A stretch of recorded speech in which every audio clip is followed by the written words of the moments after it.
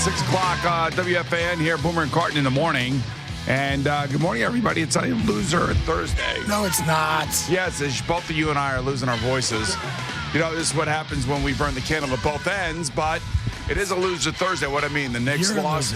The Rangers lost 2-0. They had one taken away from them last night by the goalie of the Flyers.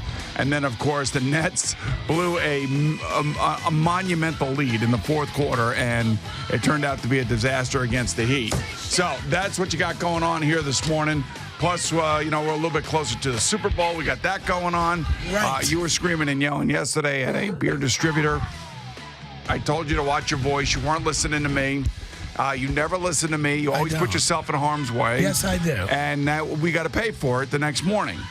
I mean, what do you want me to do? I've had life insurance for a week. I know what you got to do. I took a Medrol dose pack today. That didn't help. All right, listen here. Just listen. It's not helping at all. No, I know. But what you have to do is that's what you have to do. You have to change your voice. I'm trying to change my voice. And you just got to just calm down and not get all stressed and crazy this morning about, Carmelo leaving the Knicks and the reported trade offer from the Knicks to the Cavs for Kevin Love, which is not shocking at all. I mean, I don't know. All of a sudden now all this stuff is coming to the forefront. And then, of course, your buddy, and my buddy, I guess, in some respects, Frank Isola over there at the Daily News, is starting to take sides now. Now he's on Carmelo's side.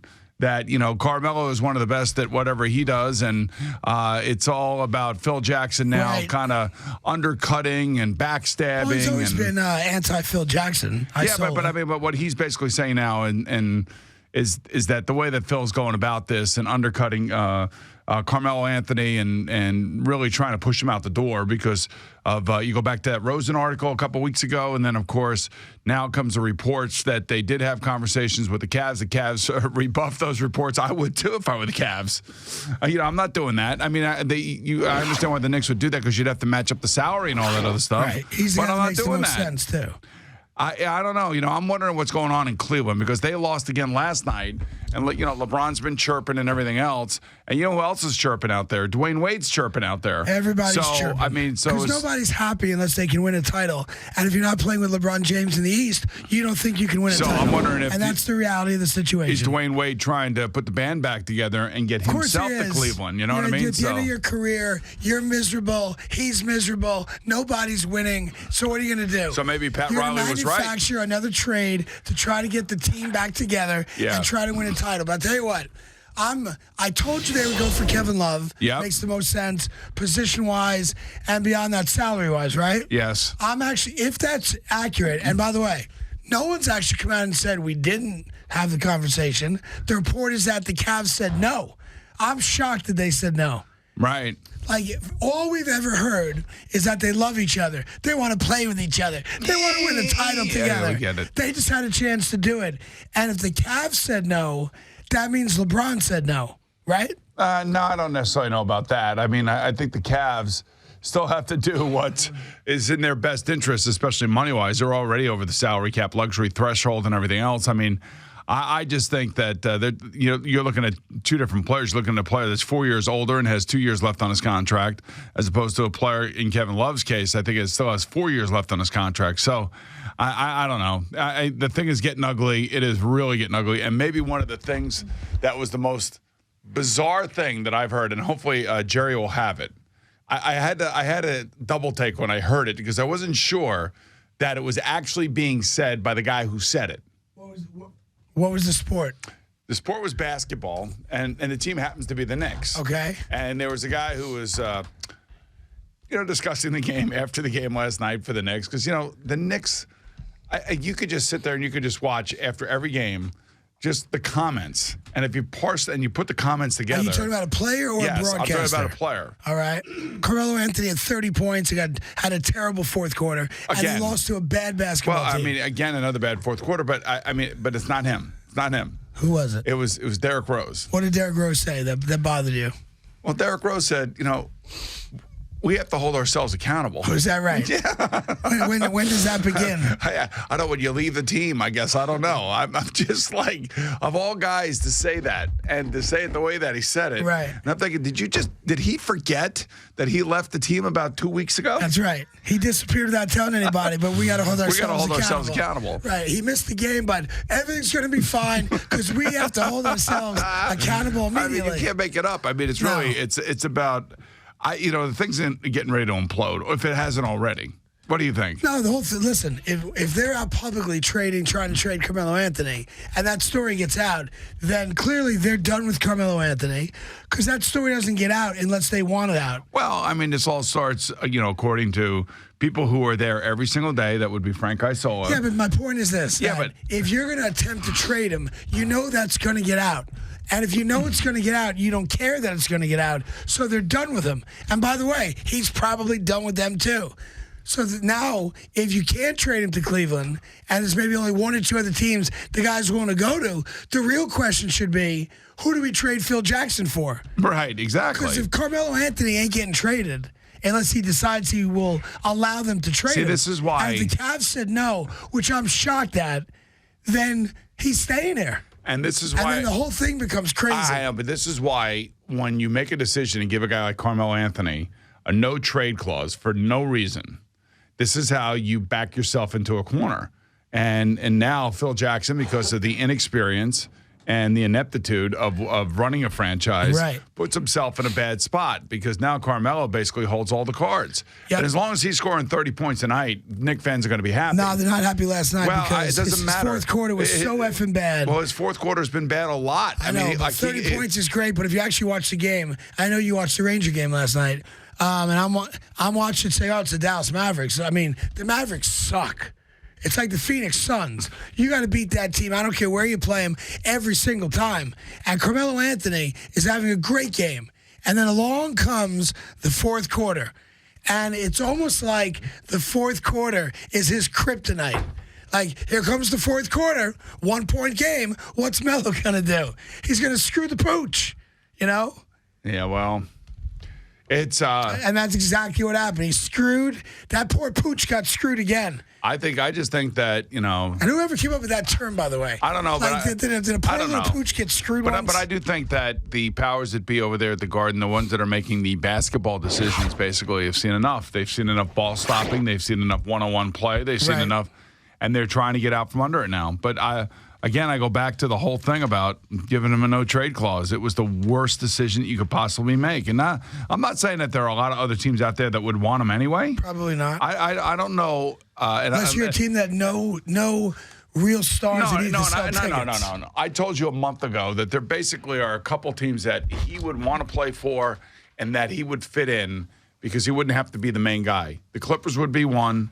The Cavaliers would be one. Those are the two teams. Maybe Houston had some interest in him a long time ago. I don't know if they still do, but that's about it. And the reason being is because at least you have Doc Rivers and Chris Paul. You have LeBron, obviously. You have other personalities that, will tell him. I would love to see him with LeBron. I really would. I would love to see how LeBron would react to I think it'd be the way great. he played. That's why I'm shocked that LeBron or the Cavs said no to that. But maybe they watch, you watch his fourth quarter. Here's what's weird about Carmelo Anthony. So he's always accused about being a ball hog, about shooting too much, about, the ball stops with him, and most of that's accurate. So last night, he's money good. He's got 30 points going into the fourth quarter, right? Right. In the fourth quarter last night, how many shots did he take? 2. That's it. Like, there are some nights where you got to feed him the ball because for whatever reason the shot's on, right? Yeah. He only took 2 shots in the entire fourth quarter. How long did he play in the fourth quarter? How long did he play? He probably had to play at least half of it, right? I don't know. He's out on the court, and he's not shooting the ball. And I'm saying to myself, tonight's one of those nights, he's the only guy that should be shooting the ball. And in the fourth quarter, he doesn't shoot it. He's got a bunch of bad turnovers, and they wind up losing by 8. The Mavericks suck. Yeah, and then the Knicks had 18 turnovers last night. So, in any event, listen, the season's a mess. It doesn't mean they're not going to make the playoffs. It doesn't matter if they do. But the fact that the New York Knicks allegedly tried to trade Carmelo Anthony to the one team you figure he's dying to go to, And the one team you figure is going to say yes to the deal because LeBron James and Carmelo are good friends, and they've always wanted to play together. And the Cavs why do you said no say to that? Why do you say that? Because they both acknowledged it. I don't know. I don't know about that, man. I'd love to just see it, to see how it actually unfolds. I would love to see those two guys playing together, and just to see exactly how LeBron James reacts to it. Well, and then I think it would be worth the price of admission. It really would. I would say this: if the trade was real, and it was Dan Gilbert or whoever makes the decisions above LeBron, not to do the deal. You got to respect the hell out of that because Kevin Love's having an all-star type year. But that's what I'm saying. Why would they do that? I mean, it doesn't make any sense. Because LeBron wants it. No, LeBron wants. They need a backup center and they need a backup point guard is what they need. They're not getting anything off the bench. And he's getting perturbed by it because there's no energy there. There's no secondary scoring or third scoring, whatever you want to call it. I mean, that's what he needs. They don't need a 6'7", jump shooter. They don't need that. All I know is this: Carmelo Anthony's days in New York are apparently numbered. I can't say the same about Phil Jackson. I can tell you this though: that Porzingis has had another bad game last night. And although I know he's in that emerging stars game for the All-Star game. He shouldn't be playing in that. If he's got a bad Achilles, he should not be playing in that. Well, if they're worried about his minutes and his Achilles heel, you're right. He shouldn't play in that. He should not be going there. And he's played like crap the last month anyway. So maybe that's a kid that needs to get away. I don't know. I know he's a Knicks, so it gets foobarred by default. You put on the Knicks uniform, you look good. You look like you can win. Yeah. But the whole thing always gets messed up. Yes. Always gets messed up. A couple other things. Oh, you're unbelievable. You are unbelievable. You're going to be driving me crazy today. Yep. Just you're straining. No, you're not. You're straining. You're working too hard.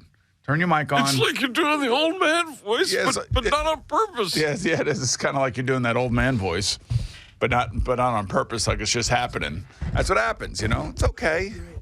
You feel good, though, right? What do you got there? You got a cup of coffee? You got a little tea? What do you got?